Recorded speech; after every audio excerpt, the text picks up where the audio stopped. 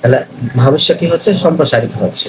যেই কথাটা আল্লাহ তাআলা 1400 বছর আগে পবিত্র কোরআনে বলেছেন, কিন্তু এডউইন হাবল এই 1929 সালে হাবল টেলিস্কোপ আবিষ্কারের মাধ্যমে তিনি দেখিয়েছেন যে মহাবিশ্ব সম্প্রসারিত হচ্ছে, যার ফলে রাত দিন হচ্ছে।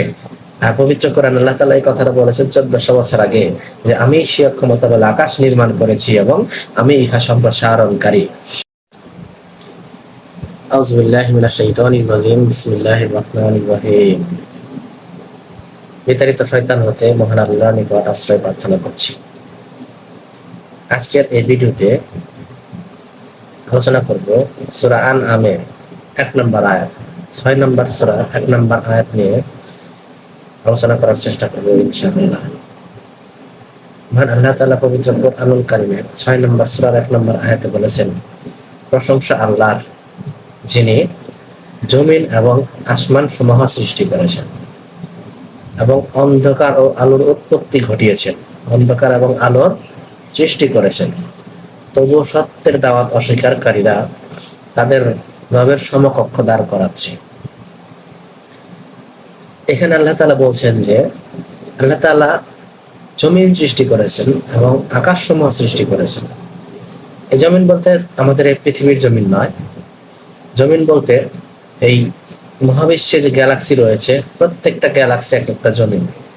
গ্যালাক্সির মধ্যে বিভিন্ন গ্রহ নক্ষত্র রয়েছে, প্রত্যেকটা এক একটা জমিন। আমরা মিল্কি ওয়ে গ্যালাক্সিতে বসবাস করি। আমাদের এই মিল্কি ওয়ে গ্যালাক্সিতে রয়েছে প্রায় 10,000 কোটি নক্ষত্র। আমাদের এই সূর্যের চেয়ে অনেক বড় বড় নক্ষত্র রয়েছে, যেগুলোর পরিমাণ প্রায় 10,000 কোটি।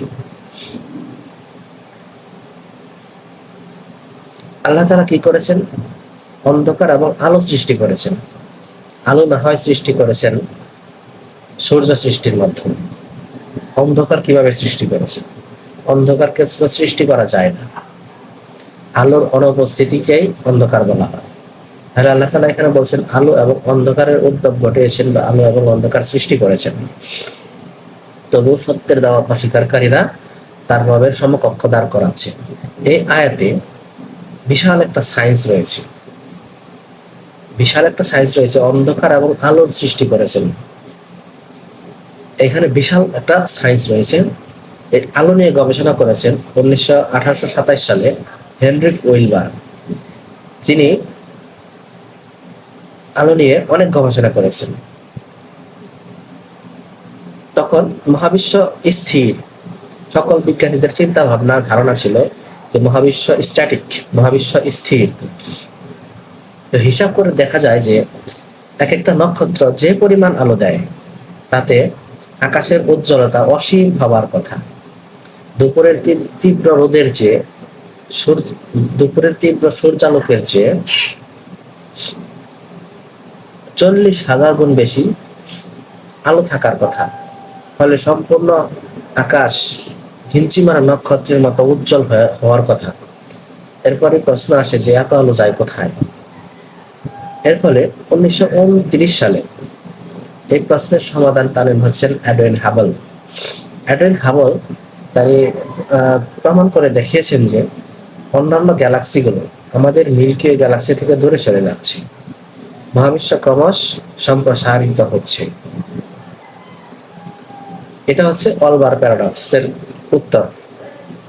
এডউইন হাবল টেলিস্কোপ আবিষ্কারের মাধ্যমে তিনি দেখিয়েছেন যে এই গ্যালাক্সিগুলো একটা থেকে আরেকটা দূরে সরে যাচ্ছে,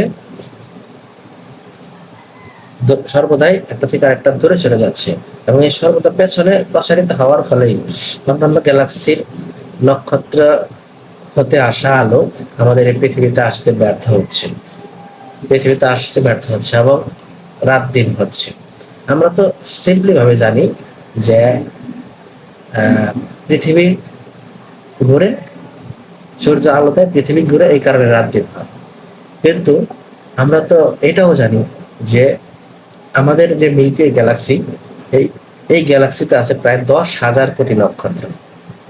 এইরকম মিল্কি ওয়ে গ্যালাক্সির মতো বিলিয়ন বিলিয়ন গ্যালাক্সি রয়েছে। M38, অ্যান্ড্রোমিডা, এগুলো প্রত্যেকটা এক একটা গ্যালাক্সি। এই বিশাল গ্যালাক্সি, মিলিয়ন মিলিয়ন গ্যালাক্সি রয়েছে। এই বিলিয়ন বিলিয়ন গ্যালাক্সি থাকা হাজারো কোটি কোটি নক্ষত্র রয়েছে, আমাদের সূর্যের মতো সূর্য রয়েছে, আমাদের এই মিল্কি গ্যালাক্সিতে 10,000 কোটি সূর্য রয়েছে, আমরা শুধু একটা দেখতে পাচ্ছি। এই 10,000 আলোর ধ্বংস নেই। এই সূর্যে থাকা যে আলো, এই আলো কি হচ্ছে এই গ্যালাক্সিতে থাকা যে নক্ষত্রগুলো, এই নক্ষত্রের আলোগুলো কোথায় যাচ্ছে? পৃথিবী যদি স্ট্যাটিক বা স্থির হতো, তাহলে এই নক্ষত্রগুলোর মধ্যে থাকা আলোর কারণে এই মহাবিশ্বের আকাশ সবসময় উজ্জ্বল থাকতো। তাহলে তো কখনো রাত দিন পৃথিবী ঘুরতো, ঠিক আছে, কিন্তু কখন রাত দিন হতো সেটা বোঝা যেত না। তাহলে কি করা হচ্ছে? কি হচ্ছে? মহাবিশ্ব সম্প্রসারিত হচ্ছে। মহাবিশ্ব সম্প্রসারিত হচ্ছে বলেই রাত দিন হচ্ছে।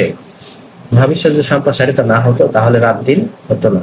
আল্লাহ তাআলা এই কথাটা পবিত্র কুরআনুল কারীমের সূরা জারিয়াতের 50 নম্বর সূরার 47 নম্বর আয়াতে বলেছেন যে আমি স্বীয় ক্ষমতা বলে আকাশ নির্মাণ করেছি এবং আমি ইহা সম্প্রসারণকারী।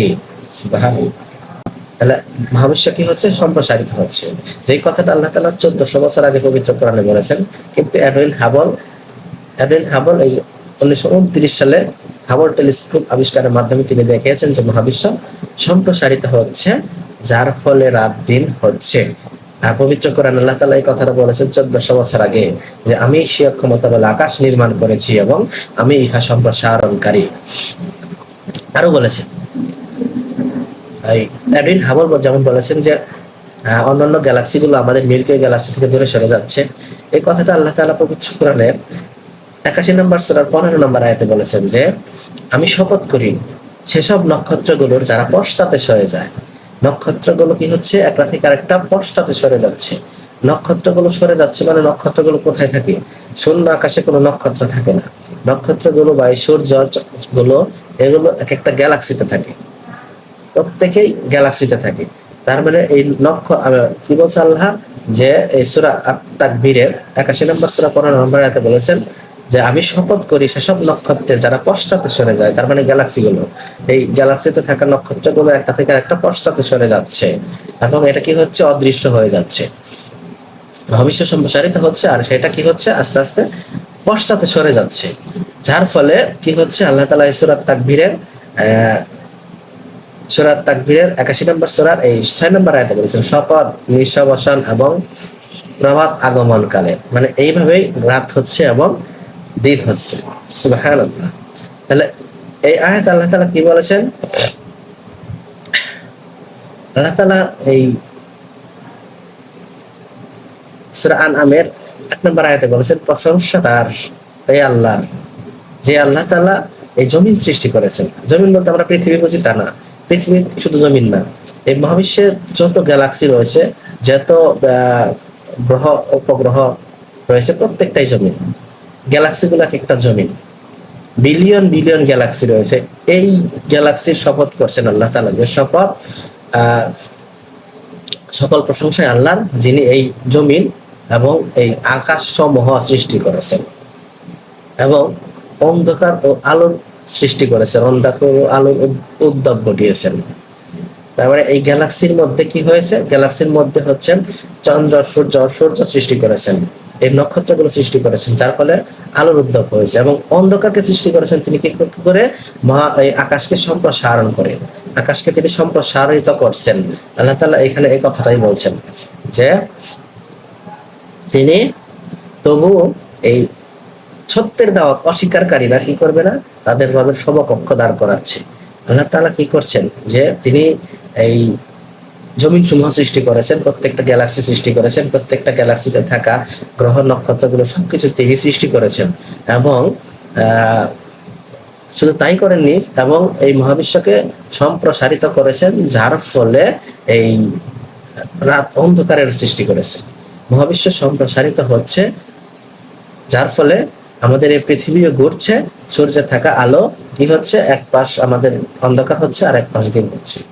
যদি এই মহাবিশ্ব সম্প্রসারিত না হতো, মহাবিশ্ব যদি এরকম স্ট্যাটিক স্থির থাকতো, তাহলে এই মহাবিশ্বের মধ্যে থাকা যে বিলিয়ন বিলিয়ন গ্যালাক্সি রয়েছে, এই গ্যালাক্সির মধ্যে থাকা যে কোটি কোটি বিলিয়ন বিলিয়ন নক্ষত্র রয়েছে, সেই নক্ষত্রের আলোর কারণে এই মহাবিশ্ব সবসময় উজ্জ্বল থাকতো। তখন এই পৃথিবী ঘোরার ফলেও কখন রাত হতো বা কখন দিন হতো বোঝা যেত না, কিন্তু আল্লাহ তাআলা পবিত্র কোরআনে বলেছেন যে আমি স্বীয় ক্ষমতা বলে আকাশ নির্মাণ করেছি এবং আমি ইহাই সম্প্রসারণকারী। তার মানে এই আকাশ সম্প্রসারিত হচ্ছে বলে এই গ্যালাক্সিতে থাকা বিভিন্ন গ্যালাক্সিতে থাকা যে নক্ষত্র সেই আলো আমাদের এই পৃথিবী পৃষ্ঠে বা মহাকাশে পড়তে ব্যর্থ হচ্ছে, যার ফলে দিন রাত হচ্ছে। এটা হচ্ছে অলবার প্যারাডক্স। এই প্রশ্নের উত্তর বিজ্ঞানীরা বহু খুঁজেছে কিন্তু পায়নি। অ্যাডেন হাবল এই প্রশ্নের উত্তর দিয়েছেন এই হাবল টেলিস্কোপ আবিষ্কারের মাধ্যমে। তবে এই কথাগুলো আল্লাহ তাআলা পবিত্র কুরআনুল কারিমে 1400 বছর আগেই 1400-1500 বছর আগেই মহান আল্লাহ তাআলা এই পবিত্র কুরআনুল কারিমে বলে দিয়েছেন, যেগুলো বিজ্ঞানীরা যে এখন যেগুলো প্রমাণ করছে মূলত সেগুলোই কোরআন প্রমাণ করছে, কোরআনকেই প্রমাণ করছে। আজকের এই সূরা আনআমের 1 নম্বর আয়াত নিয়ে আলোচনা এই পর্যন্তই। সকলেই ভালো থাকবেন, সুস্থ থাকবেন। আসসালামু আলাইকুম।